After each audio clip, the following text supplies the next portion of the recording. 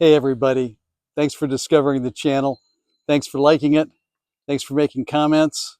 Thanks for subscribing, especially. Thank you for that. And I hope you find this stuff that we talk about helpful. We're going to kind of blend maybe a little bit of spirituality today, but a lot of practicality of how do you do life? How do you do um, and manage the junk of life, the clutter of life? And well, some people it comes out of their out of their mind, and you can actually see it. It's like, they drive down the road, and you look at their car, there's room for just the driver, and everything else is like stacked up, the back seats, and if it's a van, even the back part of the van's just got junk in it everywhere, or the house or whatever. It's okay, no judgment on that. Everybody has their own levels of tolerance for clutter. But what I want to talk about is, how do you clear the clutter in the mind? How do you get the amazing visions, and fulfillment of dreams, and live just an extraordinary life? How does that happen? There needs to be some space. We need to uncover some of the stuff that gets in the way. And I want to talk to you a little bit about that today. So, what are some of the things that stop us from having an amazing life? Resentment, anger, bitterness, guilt, shame, a lot of the negative stuff that happens to us in life, and it just accumulates, and we don't do anything with it. It just sort of stacks up. Um, all the little things of life. It's like a hoarder, where it just becomes a habit. Um, there was a story the other day in the paper of a woman whose house was so cluttered. It started to have a smell, and so the neighbors complained, and the health authorities came by. They knocked on her front door. They couldn't get in the front door. It was all filled with stuff. So they went around the back, got into the back door, did get into the house, but even there was stuff everywhere. And so one of the fellows looked over and saw these candy wrappers, and picked one up and said, "Hey, would it be okay if I just threw this one out?" And she said, "Oh, no, no, that's my child's favorite candy, and I can remember when he was here living with me, and he just loved that candy, and it just means, that wrapper means so much to me. It keeps that memory alive for me." And that's what happens a lot of times. It's not negative stuff. It can be positive things that we've started to collect and gather in our mind and memory, and it just becomes a habit, and you just sort of pile this stuff up. On the other hand, there's the other kinds of memories, the resentments that we have toward people, the things where things weren't good, things were bad or negative, or it seems like it keeps happening over and over again. Someone the other day said to me, "I don't understand why life just piles up, or why do all these bad things happen to me?" And we had a quick conversation. I said, "Well, what are you expecting? Is that what you expect? You wake up in the morning and you expect this is going to be a horrible day, rotten things are going to happen." My guess is that if that's where your head is at, that's pretty much what you're magnetizing and drawing to yourself. Um, there is a magnetic power in our thinking, in our thoughts.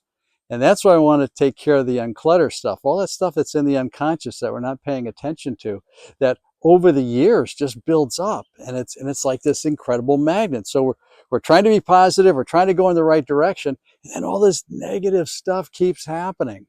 And you see, throw your hands up and say, "I don't get it. Life doesn't work out for me. None of this stuff is good. Power, positive thinking, blah, blah, blah."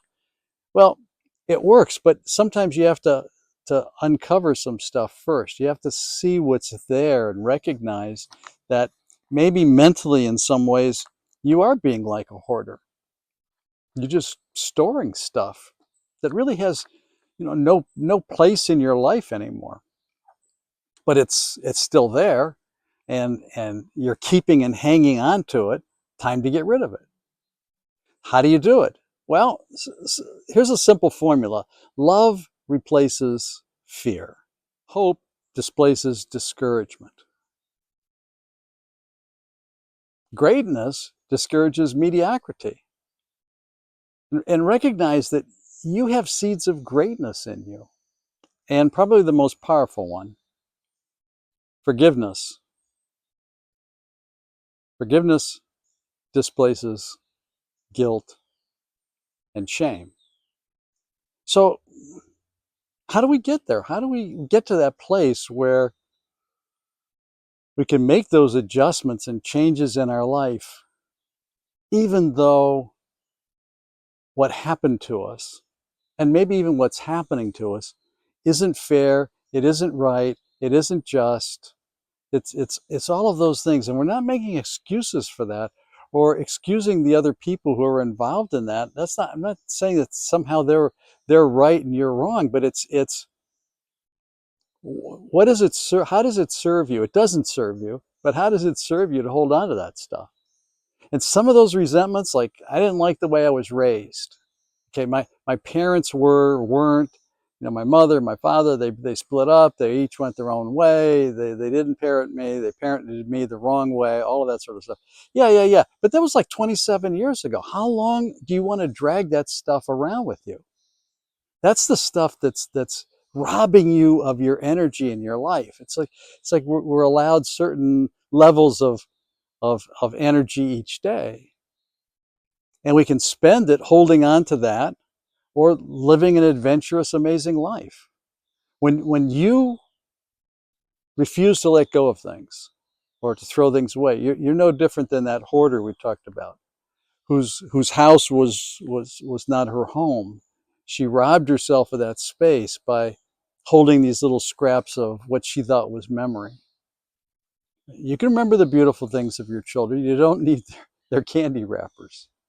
Or as some of us have on our refrigerator, the pictures they drew when they were in third grade. Now they're 35 with children of their own.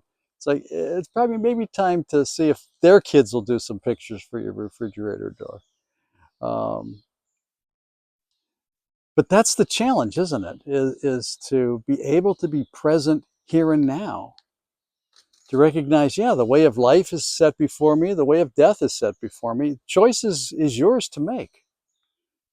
You want to keep holding on to the stuff that's robbing you of your life day by day, or do you want to maybe let some room in to uncover that stuff and recover the life that you could be living now, to live the life that's yours to live today? Because all that stuff in the past, it's over. You can't go back, you can't change it, you can't undo it. It may affect how you think about yourself, your self-esteem. We all need to make adjustments in life around our self-concept. Who are you? Whose are you? What are you doing with your life? Where are you spending it? How are you spending it? Those are all adjustments, and we're going to talk about that in here. We'll get to those sorts of things. Like, what do you expect? What do you expect out of life? Terrible or great?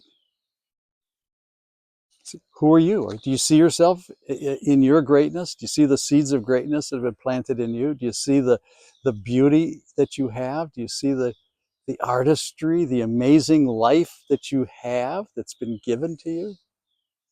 And yeah, you can't compare yourself. Don't look to what other people are doing. Nobody's the same as you. You have your own DNA, you have your own eye scan, voice scan, fingerprints. There's never been anybody on planet Earth like you, never will be. So you can't compare yourself to anybody else. It's just the person in the mirror that you see.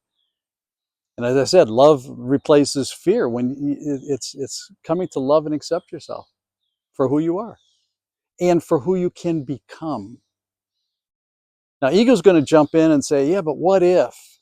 What if you don't get the job? What about those people who fired you last time? What if? And it does all that. I want to invite you to play the what if game, but not that one. I want you to play a different game. What if everything works out for you? What if there's always enough? What if there's always a solution? What if you began the day in bed picturing all the things you're going to, and you began to play the what if game only on the positive side? What if breakfast tastes amazing today? I can't believe how good it is. What if the ride into work, assuming that you still have to go into work? What if the ride into work, the commute is wonderful, and I listened to an amazing podcast on the way? What if when you get to work, everyone's glad to see you? And they're excited about working with you because everybody likes working with you. Why would they not? You're an amazing person. You're friendly, you're open, you're accepting, you're forgiving, you're doing all of those things that we talked about. What if the day goes just amazingly well? What if every client who comes in, or every customer that comes by, or every person that you're serving has a wonderful story to share with you? What if you make a new friend today? What if on the way home, you just got quiet and still, and some new dreams began to emerge? What if you realized how amazing your life is and all the potential and possibility that's ahead just past this now moment? What if you really could just let go of the past? Can't do anything about it, can't do anything with it.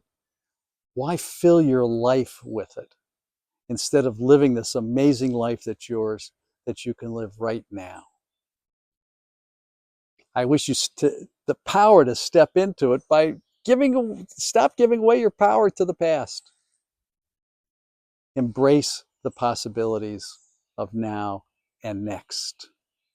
Play the what if game on the positive side this time. Here to help, need some coaching or want to talk about it, the way to contact me is down below. Tell me about your successes. Make some comments in here about, okay, I did it, I tried it, this is what happened. And I think I even have a video here about trying, the difference between that and actually doing. Wishing you all the best, knowing that you're having a great day. Namaste.